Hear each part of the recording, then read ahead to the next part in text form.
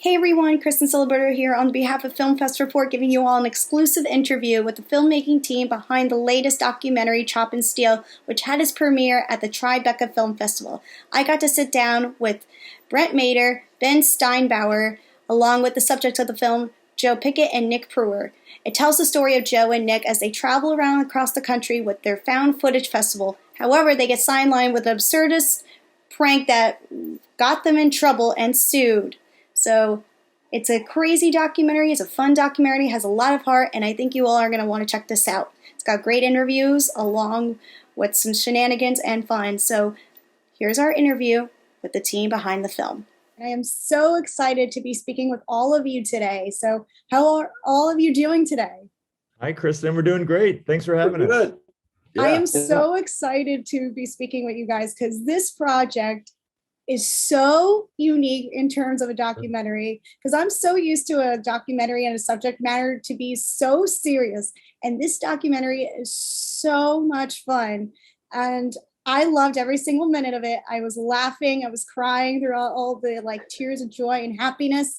So please go through the process of creating this documentary and how it all started. Yeah, well, so Berndt and I specialize in making films with humor and heart, which sounds very corny, but is actually true. I sort of love making comedic documentaries. And what I learned really early on is that when you cast somebody who is funny and you put them into a world that is comedic, you sort of just know that the comedy is going to be there. And then what you really have to find is the heart at that moment. Is you kind of set up the pieces and the humor is in place, but the heart is the thing that people are going to actually remember and want to tell their friends about. And so with this movie in particular, the fact that Nick and Joe have been best friends since childhood, and then they were facing this really scary thing that was possibly going to end their career together, the comedy duo that they've been touring for almost 20 years at the time.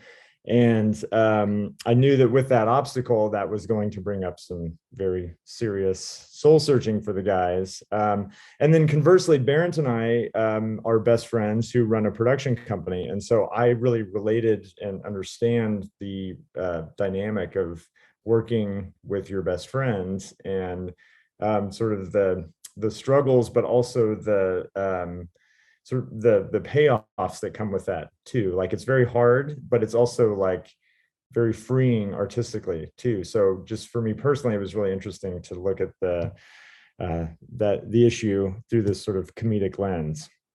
Long answer, but I hope that No, it was great. I loved it. So Nick and Joe, do you want to elaborate on that? How did you guys get involved at first, and how did you guys approach this whole documentary? Were you ready to show yourselves and lives about the whole scary part of this lawsuit? No. Well, no, more than yeah, not at all. No, we didn't just call him out of the blue. Hey, you should do a documentary about us. It wasn't that at all. It was at that point we had been sued, and we knew Ben and Berndt from Winnebago Man, Okay. 13 years ago, and we'd kept in touch, and but when we got sued, I don't know, we were starting to, we were getting scared, and we didn't know, we're just maybe this should be documented in some way. And we thought about documenting it ourselves, but we're just I don't know, it's just too much. So I don't know. I called up Ben and I just told him what was going on. He's like, I'll be over there with a camera immediately. So and he was. So yeah, and it took off from there. It's almost 5 years in the making of this whole journey. And letting them into the funny part of our lives was not the issue. The heart part was the struggle. The heart part is not the most comfortable part for me. So yeah, and these guys, Caitlin, these guys are from the Midwest, as am I, and you don't talk about yourselves when you're from the Midwest, and you certainly don't talk about your feelings. And so no. Asking Nick and Joe to sort of talk about the inner workings of their relationship was basically pushing them to think about things that they purposely avoid thinking about, and was often a little painful. But I think it pays off in the documentary. You guys get really vulnerable in this film, and I love seeing all of your emotions go through this. So I want to talk about first. It's not a part, it is mentioned in the film, but the driver's license. Do you guys feel like you have to step up your game every time you take a photo? Yes, Yep. 100%. Every single time we have to do it. And I got one coming up, and I have an idea for it. And I am going to push the boundaries on this one. I'm thinking about. I have a friend who's a makeup artist, asking her to draw put some horns on my forehead, and then they have those contacts that you can put in your eyes. Oh yeah, the colored contacts. Yeah, exactly. Or I want it to be completely white if I can both eyes. But I know you have to do an eye test. You have to do an eye test at DMV for that. So I don't know if I could pass the eye test with those in. I've never had them before, but maybe you can. You have to be able to see with those things. So anyway, that's the next one. I think in October is when I have to get the new one. So I'm already planning it. I'm still getting a lot of questions I don't want to answer at 5 a.m. on flights from TSA for my nose tubes and long hair and a choker license. So yeah, that's one of my favorite jokes in the film, Nick, is when you're like, maybe I'm like a Chris Angel with emphysema. Yes. Yeah, I hadn't really thought out the what it actually looked like until we actually put it all together. So has there been a time you thought about me even getting like fairy wings or something like that? Like that's not bad. No, but here's the thing is that they only get you from like the chin to the top of the head now in New York, at least. So I don't think they would ever get fairy wings because I had a rat tail one time. I put a lot of effort into a rat tail and it never even showed up in the driver's license picture. Oh, and I did a flesh-colored bodysuit with a Chippendales collar, and you saw the Chippendales collar, but it just looked like I was wearing a suit because you couldn't really see much of the skin below it. So you gotta. It's one of those things they don't teach you in school. No. I love it. I love it. Okay, so now we got to talk about the TRIBECA Film Festival. How does it feel to have your film showcase at the one of the biggest film festivals in the world? It must have been like so exciting. You guys had to pop some champagne, right? Well, we had the world premiere last night. And congratulations on that. Thank you. It's the perfect place for the film, with Nick and Joe being based here and so much of the film shot here and our cast and crew from here mainly. And it was just like, it was like a sort of homecoming party last night. And, I've been doing all the talking. Berndt, you take this one. Oh no, yeah, I think you said it well. It was a homecoming for the guys. I mean, we had a lot of friends and family in town.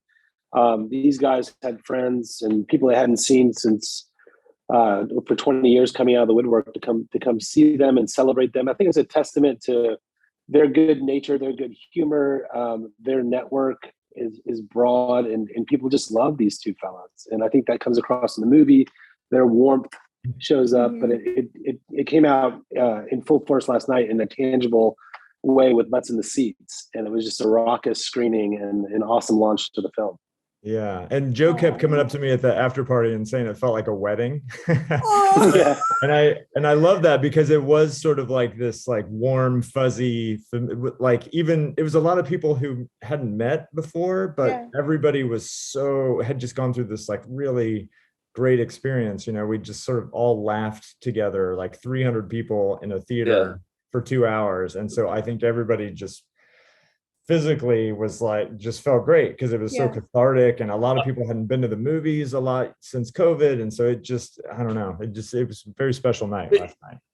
It was more like a surreal wedding though, because like right when we got there, there was a John McEnroe documentary playing right before ours. And I was there with my parents, like we had just gotten there, and then like John McEnroe was walking behind my parents, and they're from a small town in Wisconsin. So like I made sure it's like, oh, there's John McEnroe over there. My dad was like, where? He's like, he goes, I gotta introduce myself. He immediately walked over to John McEnroe and shook hands. Oh my gosh. Yeah, who knows what he said to him? I don't know. Did he start showing him his backhand? He's like, this is how I do it. Am I doing it wrong? Yeah. Oh, go ahead.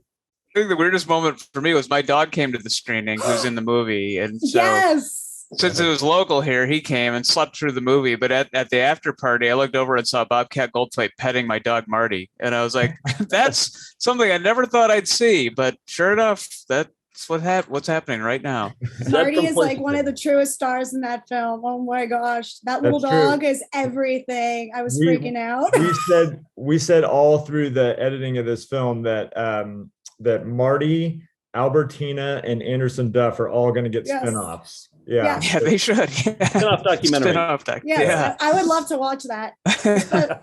So the other thing I wanted to ask you guys is, how did you guys get Howie Mandel to sit down for this documentary? That's the biggest thing. This is a testament to Nick and Joe, because I got his agent's contact, excuse me, and sent him an email inquiring about Howie being part of the movie, and got brushed off. Yeah. And then he started to follow the guys on TikTok, and is a huge fan. Excuse me just a second, let me take another drink here. Yeah.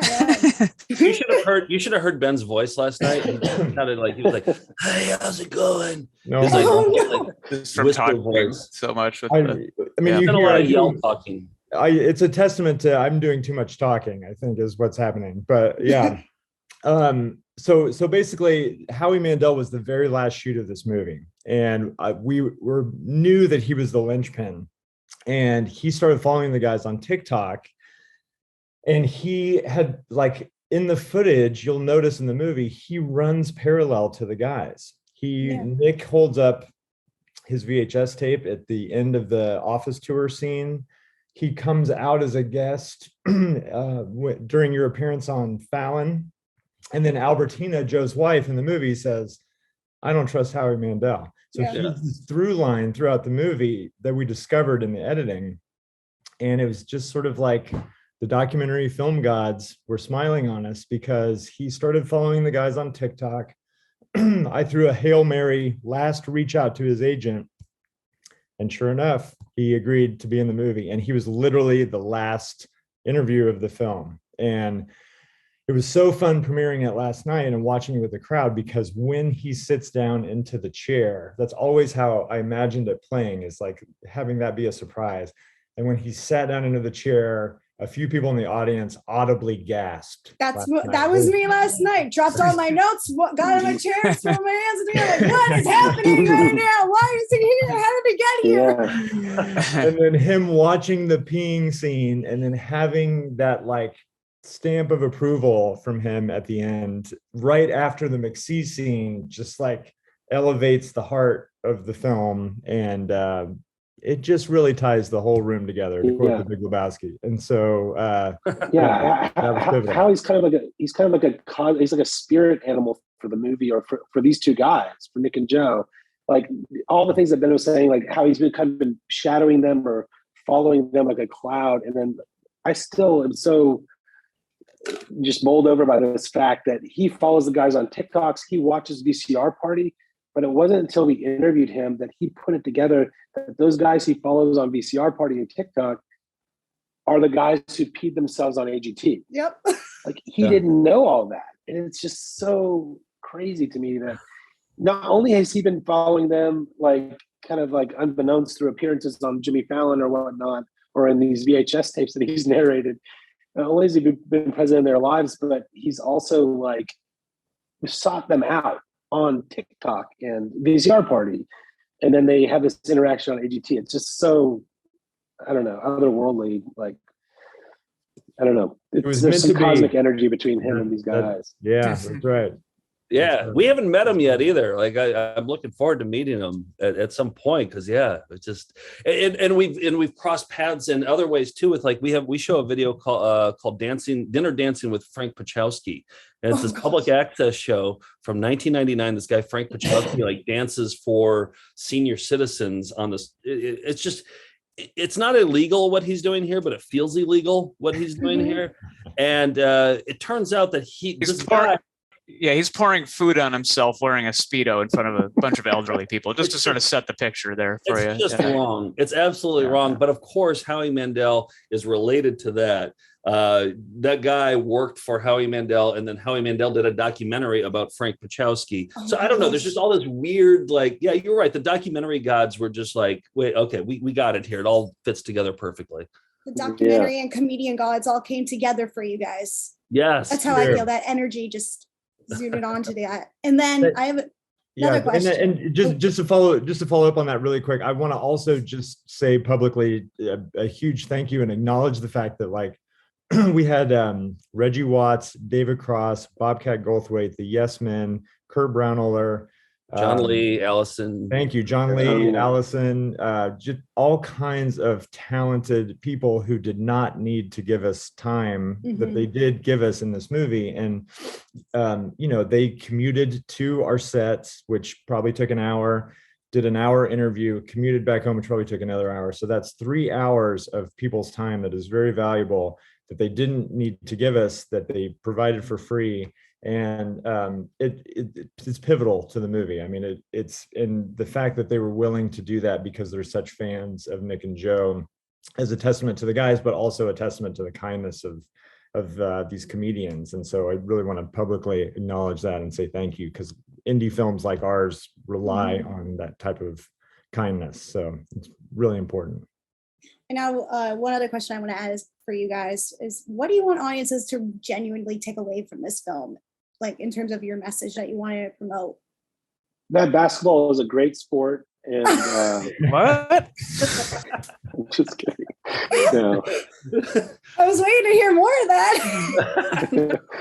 We just want them to know that basketball is a healthy activity for you to do. And we're worried about childhood obesity is a serious problem in the country, and we I think my childhood photos are a testament to that. Oh, no. I think for me, we jokingly say that this is the I love you man of documentaries, but it's, as with every joke, there's a kernel of truth. And I think what's really gratifying to me is that in the film, we show that Nick and Joe question their partnership and their relationship and realize that they're at the end that they're stronger together than apart. Berndt and I run a production company together, and we're both directors. And I know that, can't speak for Berndt, I'm just speaking for me, that, sometimes I think about like, well, maybe I could be going solo, but then I've got this thing that I built with my friend that I love and want to keep going. And I always realize that I'm stronger with Berndt than apart. And so the fact that those two storylines kind of run concurrently and then pay off in this movie for me is very gratifying. And I think it's really cool that we get to share that with audiences. Yeah. And for me, it's that, I don't know, that you can have a dumb, weird job that you really like, like I hope that people understand that. Like you got to eat shit for a little while, like you got to like sleep on couches and like, eat cheese that you find on the ground. But, like you can have a dumb, weird job if you just like stick with it. Yeah. Yeah. Well, you guys are all living the dream. I loved the documentary. Thank you so much for your time. And I can't wait to tell everybody about this film because awesome. Has a lot of heart, and I loved it. Even my boyfriend sat down and watched it with me. He's like, it's 11 o'clock. Why are you going to watch a movie so late? I'm like, because I want to watch it. Because I've been watching films since I got out of work. So your film was the last one I watched for the night. And it was the best one. I saved it for best for last. So awesome. Thank you, Kristin. Nice to meet you. Thank you so much, Caitlin. Yeah, Kristin, sorry. I really appreciate it. Thank you for taking the time. Yes, of course.